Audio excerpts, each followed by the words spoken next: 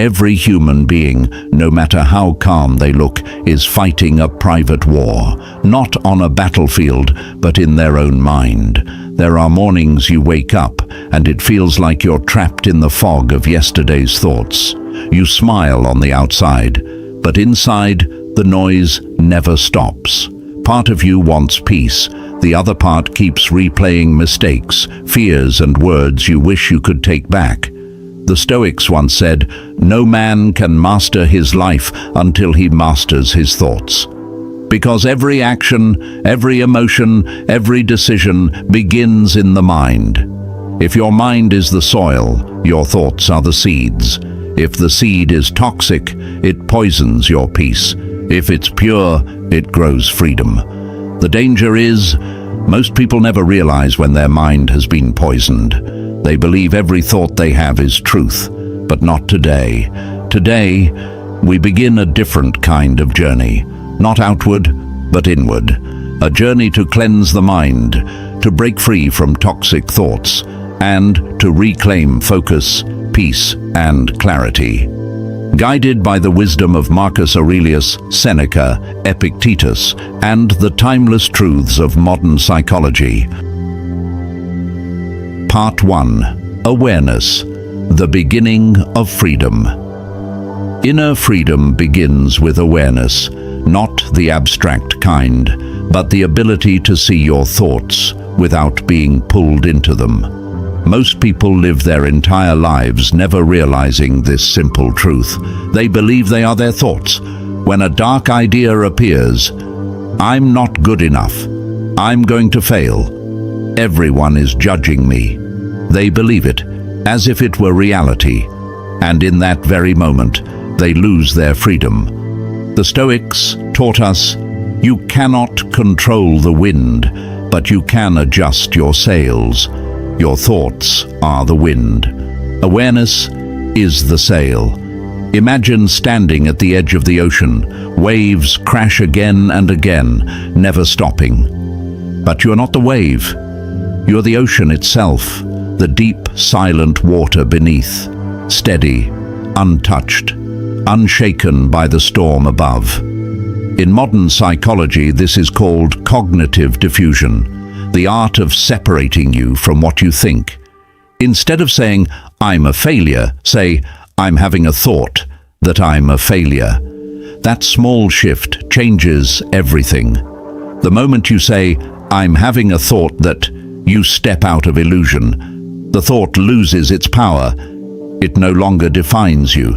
It simply passes through you, like a cloud drifting across the sky of your awareness. Marcus Aurelius once wrote, "The mind is like the sky.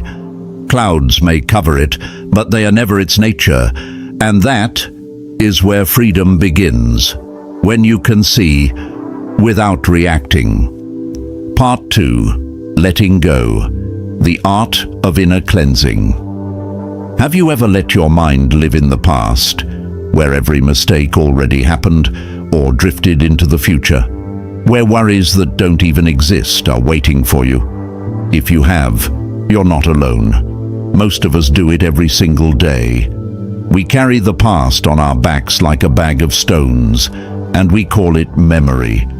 We call our anxiety about the future preparation. But in truth, they're both just different forms of self-torture.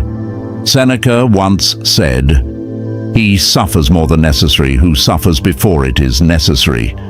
We suffer twice, once in reality and 10 times in the mind. The Stoics called this self-inflicted suffering, the pain we create by refusing to release. No one forces you to keep reopening old wounds. No one commands you to replay the worst-case scenario over and over again. You do that, and you have the power to stop. Think about this. When you hold a burning coal to throw at someone, the first person who gets burned is you. When you hold on to resentment, fear, or regret, the first piece you destroy is your own. To cleanse the mind, you must learn to let go, not by forgetting, but by forgiving, not because they deserve it, but because your mind deserves peace. If you wish to purify your thoughts, begin with the art of release. Let go of the regret for what cannot be changed. Let go of the anger toward those who are no longer here. Let go of the nameless fears you feed every night before you sleep. Sit still. Breathe deeply. Imagine each breath as a wave washing away the dust inside your mind. Don't force it. Don't control it. Just allow the quiet current of stillness to carry away what no longer serves you. Because the mind was never meant to be a warehouse.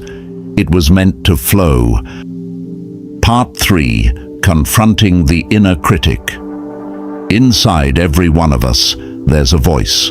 Not the one you use to speak, but the one you hear when you're alone. That voice speaks the loudest when you're at your weakest. It whispers, "You're not good enough. Others are already ahead of you. It's too late for you."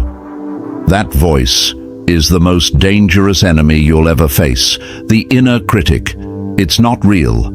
It's the echo of comparison, of old wounds, of the fear of rejection. But when you believe it, you give it life.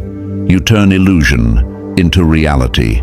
The Stoics taught, let reason guide you, not reaction. So when that inner voice begins to rise, don't argue with it.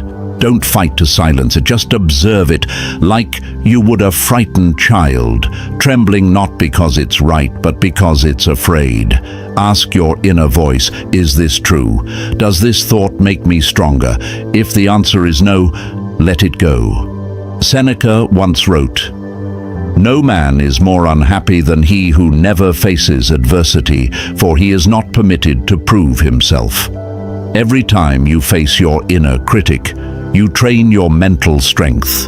You carve a new path in your mind, a path of confidence, compassion, and wisdom.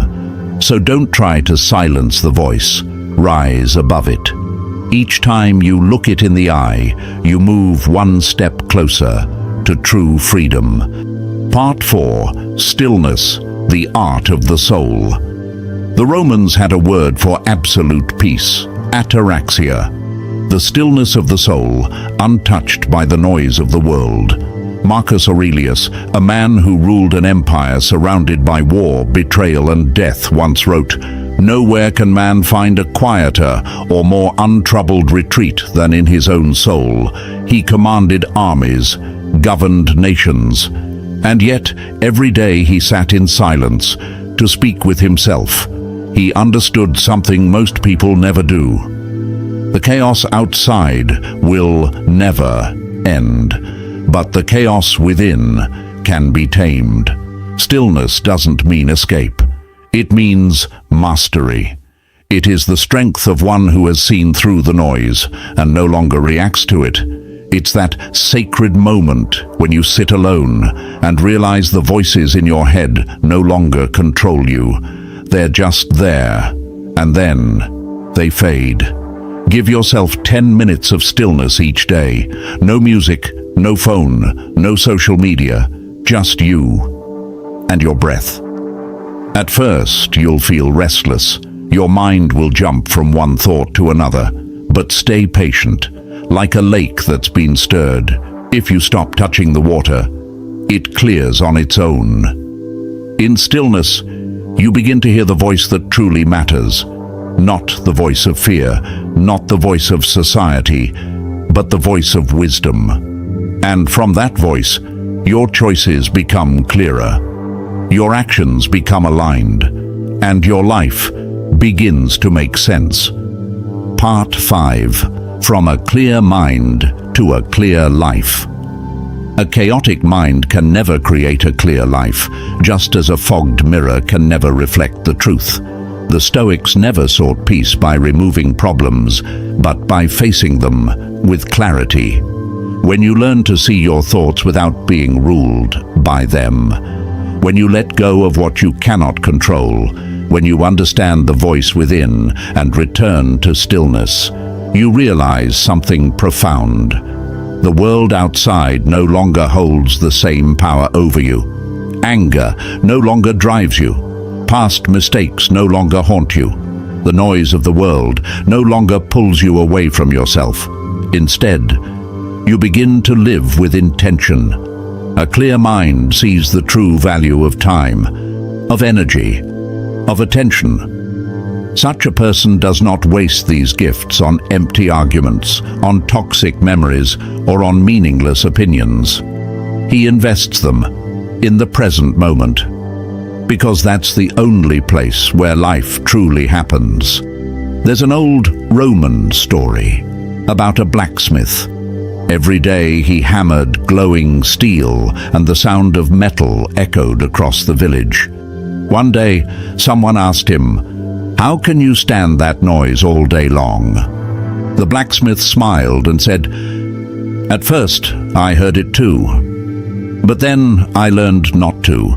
When you focus on the fire and the hammer, the noise disappears. All that remains is the work in your hands." Your mind works the same way. When you focus on right action, on the present moment, the noise of toxic thoughts begins to fade. What once felt like a burden was never the burden itself. It was just background noise.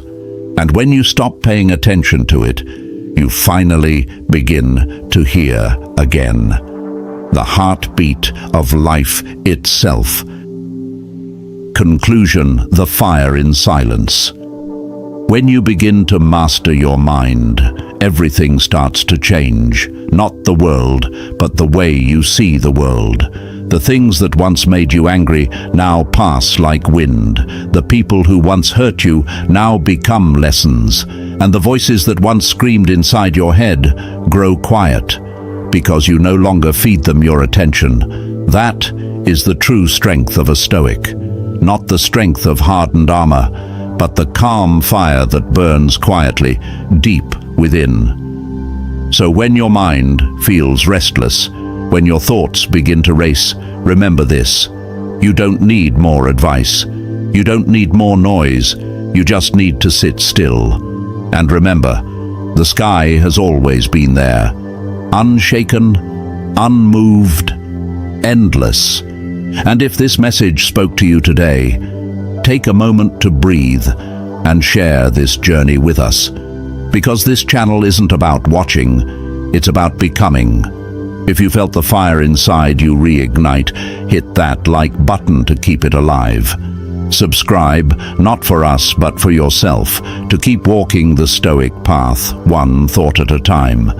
And tell me in the comments, with 3 simple words: I choose calm.